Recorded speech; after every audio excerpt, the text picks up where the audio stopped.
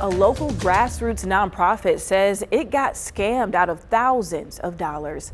Now it owes the bank money it wanted to use to help others. The nonprofit shared its story with WFMY News 2's Giselle Thomas so no one else falls victim.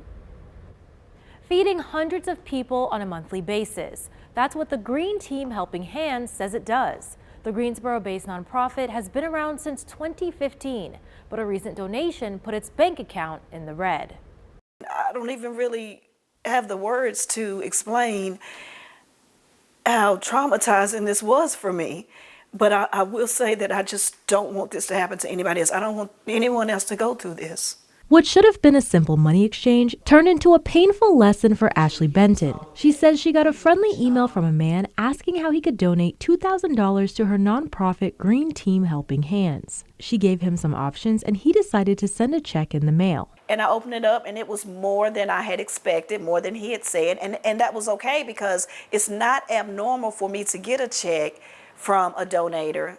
That's more. The check was more than double what was promised. Benton takes the check to the bank, deposits it, and starts spending some money. But then she says the donor triggered some red flags by asking her to wire some money back. I got an email saying that they had made a huge error and I needed to refund $2,500 back to them. Benton told her bank, who then found out the check was fraudulent. Now she's left with her heart and pockets empty.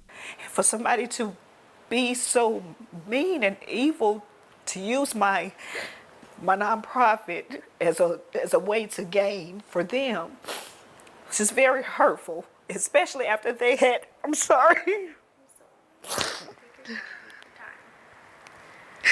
Especially after they had said such beautiful words. The Better Business Bureau says if you get a check, it can take up to 2 weeks for it to clear, and the bank is not responsible if you start spending the money.